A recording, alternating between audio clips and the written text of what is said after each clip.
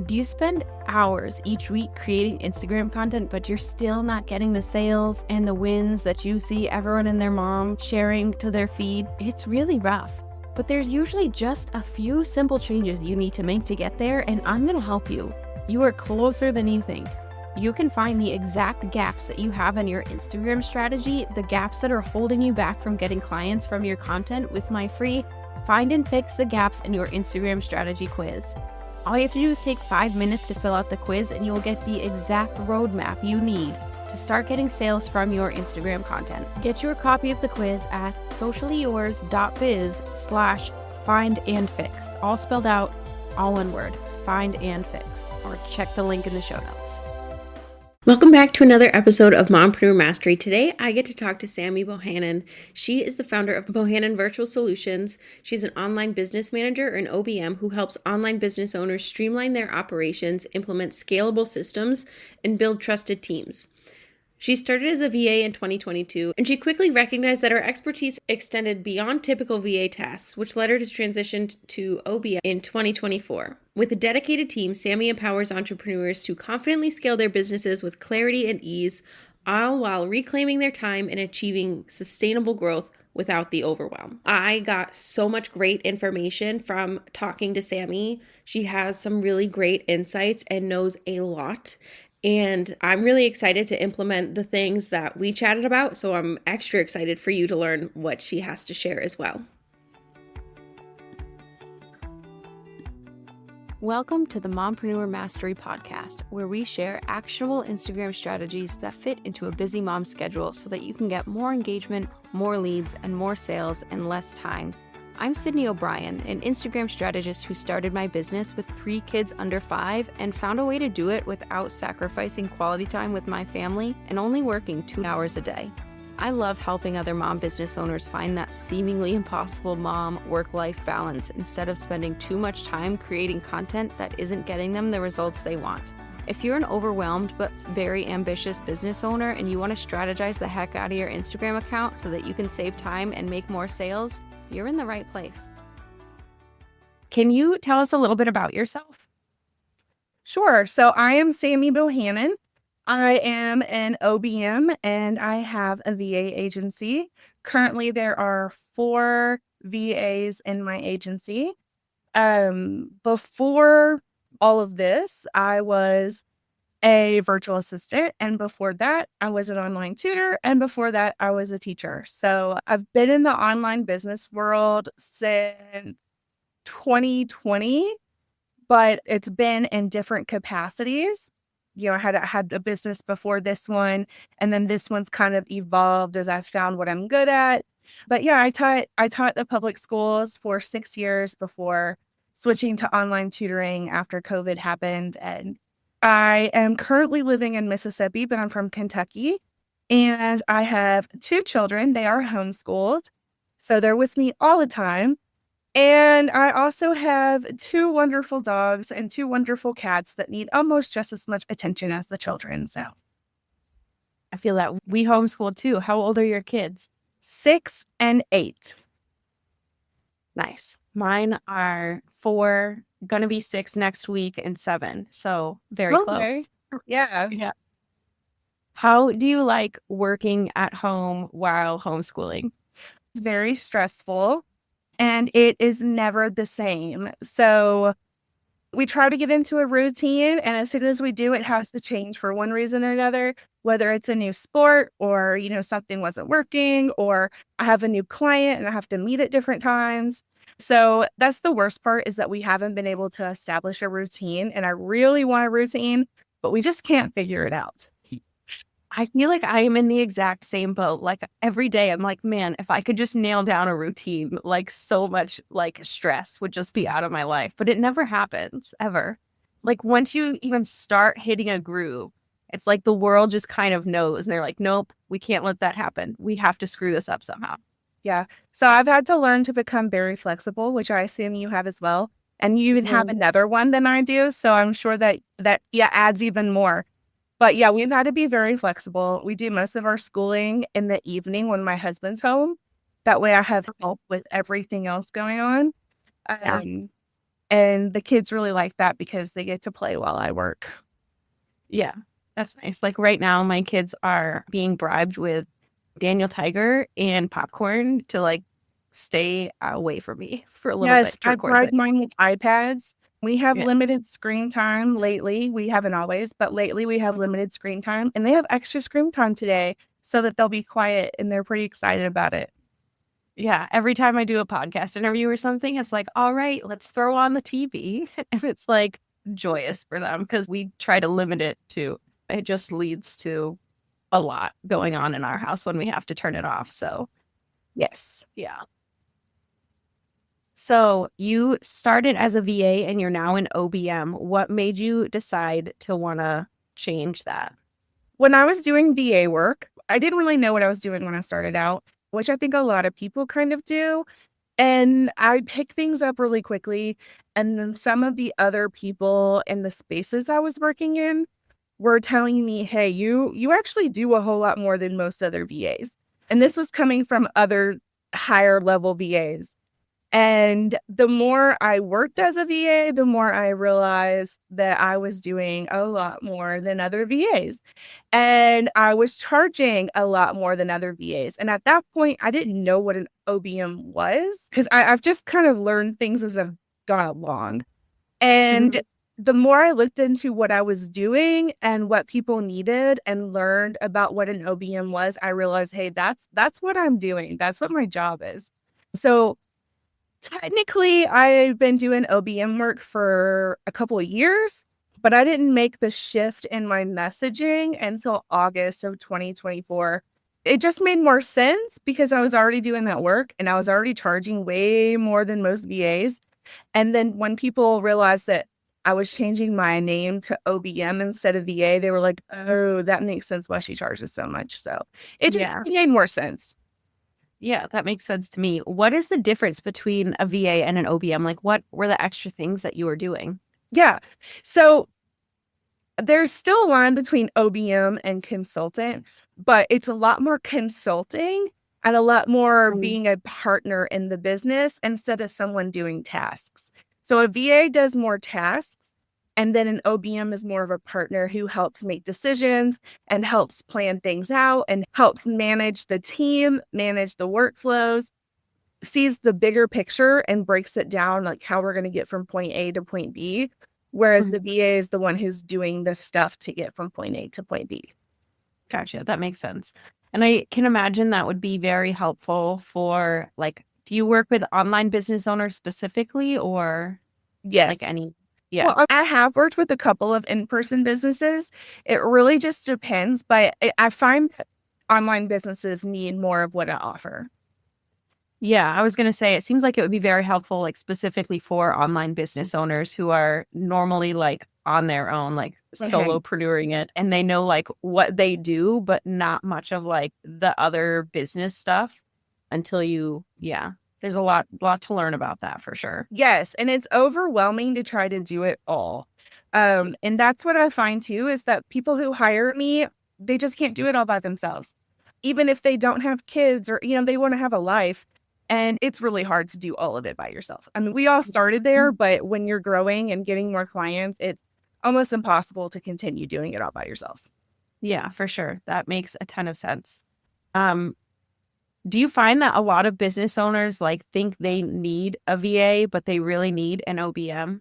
Yes, all the time. I find that all the time. And I try to kind of coach them to make sure that they understand the difference and they understand which one they need. But yes, I also find that they really need a social media manager and they think they need a VA, or they need a Sure. copywriter and they think they need a VA. So I think the term VA has been thrown around, especially by some of the supposed leaders in online business about what a VA is. And that has really confused everybody. And that's like, they act like a VA is a do all, do everything. One person can handle it all. And that is just not how it is. Yeah. That is asking a lot of a VA, like for sure. Yes.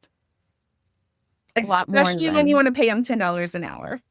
yes. especially then. Like that blows my mind seeing like in Facebook groups for small business owners, people like putting out job requests for VAs and then listing like all this really intense like work. And they're like $12 an hour. And I'm like, what? All of that? I'm like, And they my expect it to teenage be cousin done. gets paid more than that at Walmart. So, Yeah. No. and he sits there and plays on his phone. So, Yeah, that's wild to me. Something I hear from like mompreneurs, because that's my typical audience all the time, is that they feel like they're working all the time, but not seeing any big changes. Can you tell us about some like big bottlenecks you see in businesses from working with them so closely? okay. So, a lot of things come to mind when you say that. The first thing, which is my problem, is being easily distracted. And I have to continue to I have to stop and come back and stop and come back 50 times to the same thing.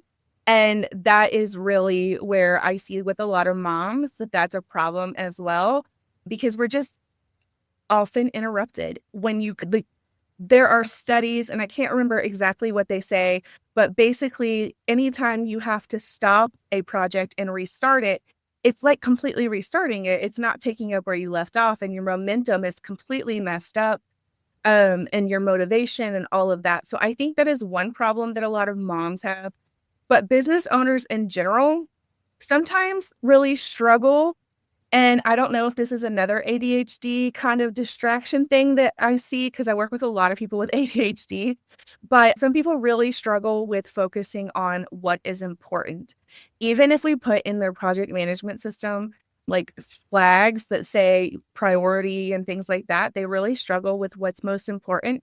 So they focus on things that are not going to move the business forward.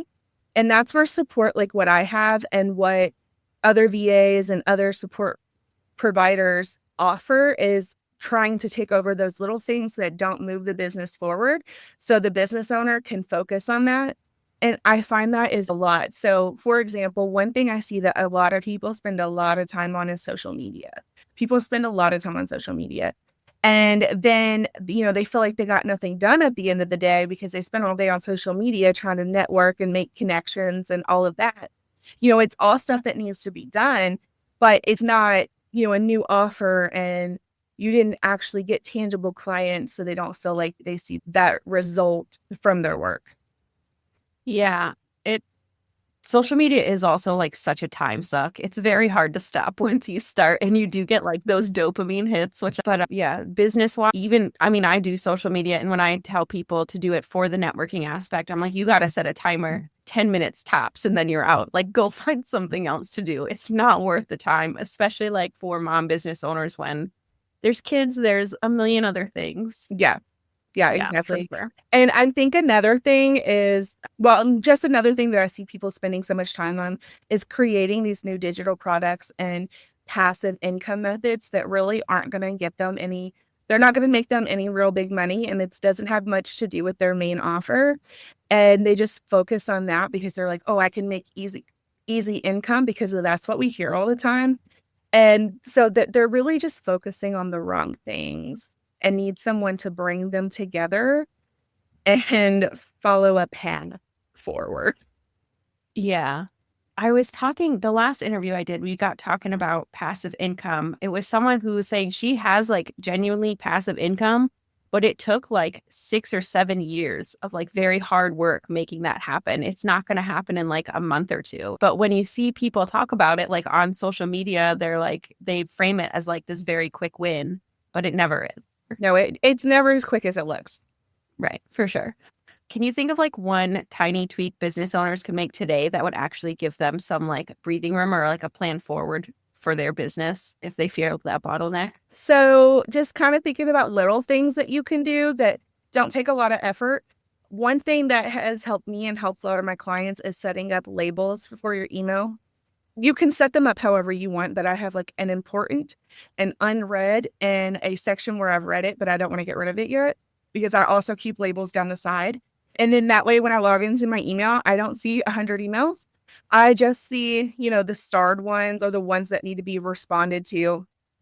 And they can be set up in various ways. I've set them up where I have one client who has a tutoring business, and I set it up to where if she gets an inquiry, it goes to the main place where she's going to see every day, and then everything else goes somewhere else because she doesn't hardly look at her email. And when she does, she needs to see, this is when I have a meeting. So just setting up little things, because email can take forever. It's just little things that really take forever that people get stuck on because they're like, oh, I have to do this. And you think you have to do it and you really don't. So just anything that can make that a little bit easier for you is always, always a top priority. Especially when it's something that you do so often, like emails come in every day. Yeah. And so even that, like, a little bit of organization also, for me at least, takes away like a whole bunch of stress. Yes. I need to like make a note of that. I need to do that to my inbox. I leave like everything unread that I know I need to get to, but then it just piles up so quickly. It's a lot. Yeah. There's lots of tips out there. And there's even AI that'll help you with it. The new Google AI helps with it. I haven't used it very much because I really don't like AI, and that's just a personal reason. It's not a good reason. It's just me being silly. But there is AI that helps with that too, that is like really good to look into. Yeah, for sure. I'm going to need to do that. I don't love, like, I feel like how it could be used is really interesting, but how it is being used for something, yeah, it could be a whole nother topic of discussion. Yeah, it could. Yes, it could for like hours. Yes. Let's see. Do you ever find it hard for clients to kind of like let go of things in their business, and like if they've been on their own for a while, and like do you have tips for people who are looking to find an OBM and be able to kind of work with someone more on their like not little, but like their project, their business? Yeah, so that feels like a couple of questions. So let me start with, tips for if they're struggling to let go of things. Mm-hmm.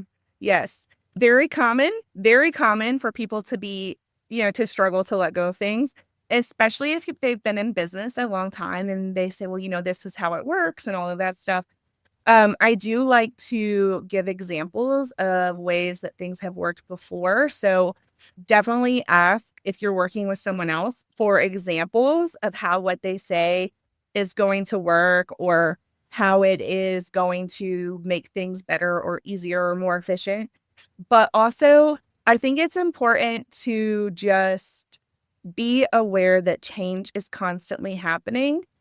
And even though it feels uncomfortable, that is what's going to move your business forward. You hired someone, or you bring someone in, or you bring in a new technology. Even if you don't bring someone in, you always do that stuff because you want to make some sort of change or shift. It's really a mindset thing. If you're going to let it bother you or feel controlling about it, then you're really not getting your investment's worth. And then you don't have to agree with everything someone says or use every function of a software, but just taking the time to kind of play around with it is always beneficial. And things are always evolving. So even the technology that you've been using, if you've been using it for 10 years, think about how that's changed over the 10 years and how that felt and how you felt making those changes and how it affected your business, and just kind of use that mindset to make decisions moving forward. And nothing's permanent. That's something I always tell people. Nothing's permanent unless you're in the middle of a huge launch and your whole business is riding on it. It's okay to make changes and then change it back if you don't like it. Like, nothing's permanent. Yeah, that is such a good point. I never thought of it like that, but like what you said about, you're making changes in your business all the time, even if it's just like adding a new software or something, but that is what moves you forward and helps you grow. And yeah, that's an excellent point. I had never made that kind of comparison before. Part of your, like, the work you do is like helping people get their time back by being able to work with them and kind of strategize, I guess. Is that the right word? Yeah. Is there like one system or automation that you wish more people did that helped them save time that way? The biggest thing is a project management system. And most people have one, but I have found that quite a few of the people who come to me don't use a project management system consistently. So they have all these ideas in all these places, and we're not keeping track of them. We're not keeping track of what they want to do, what they've already done. And so really just having a place to put everything, even if that's even if that is Notion or wherever, it's just having a consistent place to put everything, because I find that some of the best business owners are some of the most unorganized. And then it's really hard to implement new things or remember what your great ideas were if we can't find it. Okay, I'm feeling very personally attacked right now. Right? I have like my notes app has some stuff. I got Google Docs with other stuff. I've tried like Notion and I tried Trello and I just didn't love it. Do you have a favorite that you use a lot or that you recommend to people? What's your level of comfort with technology? Not super high, but like Okay. So my proficient. personal favorite is ClickUp, but I think you have to have a certain level of comfort with technology to use it. But I think Asana is a really great starting point. It's a little more robust than Trello, but it's nowhere near as complicated as ClickUp. But if you didn't like Notion, I would also say really just using what Google, do you use Google? Yeah, just using what Google has to offer. Like they have Google Keep and you can organize things by colors and dates and take notes that way. And then they have their own to-do list and it'll show up in your Google Calendar. And Um, it has a lot of stuff that people don't know about. yeah, I've never heard of any of this, so Yeah, I'm very they're excited to check all it out. in your Like I have. email. Yeah, they're all Yeah. in your email and you can add them as apps on the side. But yeah, a lot of people do not know the full functionality of Google. Yeah, that's really cool. Cause yeah, I have Google Workspace and I use like the regular stuff, like email and calendar, but that's about it. Yeah, it does way more than Good to know. One of the hardest parts of running a business is knowing like what the heck to fix first. And you have an audit that helps with that. Is that right? Can you tell us about it? Yeah, so it basically a Google form where people fill out things in their business and it may be 15 minutes to fill it out. The more information you can give, the better. I've had some people fill it out and not give that much information, and I can't really give advice. But yeah, I'll give advice on what's going on in your business. So, for example, one person who did end up working with me was telling me about how she had this CRM that really wasn't working out and it wasn't connecting right. The automations weren't working, all of that sort of stuff. So, using that information that she gave me, I was able to create a video, and I also do a form where I give links to different CRMs you might want to try based on your budget and things like that, and why I think it would work for you because of your business. Because again, there are so many CRMs out there. But yeah, the more information you can give me, the more I can give you back.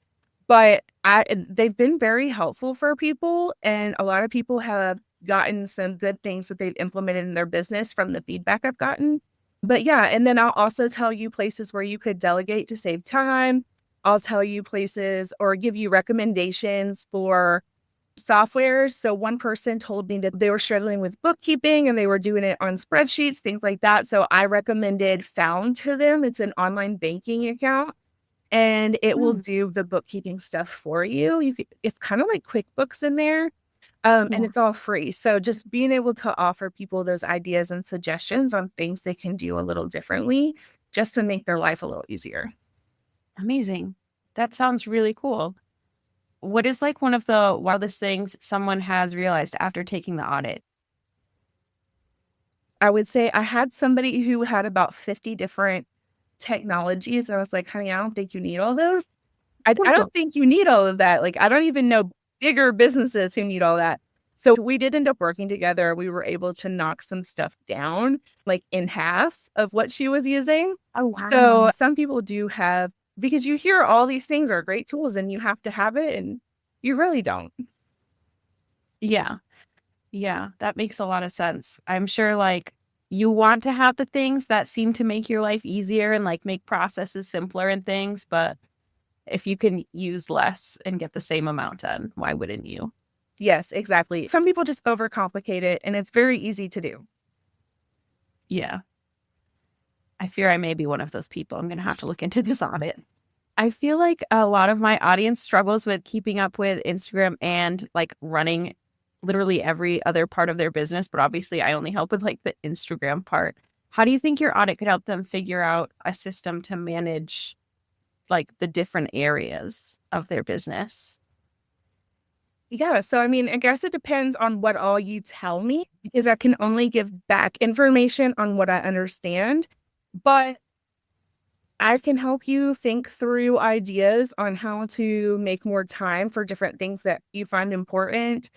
I had someone fill out the audit the other day who has a 9 to 5, is freelancing, trying to run a business, and has 3 kids. And so she was telling me some of the things that she was struggling with. And so I was like, okay, well, what if we time block? And what if we do this and do that? And so really, I guess it depends on what you say, but I can definitely give ideas and suggest anything that can be automated. So for her, they were manually sending out proposals, things like that. So I suggested Moxie for her to send out those proposals automatically after someone booked a call with them. Like you can just automatically send over your pricing guides, things like that. So sending that sort of, small changes like that really don't cost you a whole lot, or that aren't going to be something that's going to be very difficult to implement on your own. Those are the kind of things that I suggest. That sounds amazing. I'm going to share a link for that in the show notes. But yeah, that sounds like such a big game changer. Thank you so much for chatting with me all about business and all of OBM related things. It's something like I'd heard the term before, but I wasn't super sure exactly what it all encapsulated. So I appreciate all of the insights. Yeah, thank you so much for talking to me today. I really appreciate it. Thank you so much for listening to Mompreneur Mastery, simple Instagram strategy for busy moms. If you were listening to this episode and found yourself nodding along, I would love it if you would find me on Instagram and send me a message telling me your biggest takeaway. My handle is @socially.yours.strategist. And don't forget to grab your free 1 month of Conversation Starters content calendar so that you know exactly what to post to get more comments without spending hours brainstorming Instagram post ideas. You can get it at sociallyyours.biz/content-calendar or head to the link in the show notes.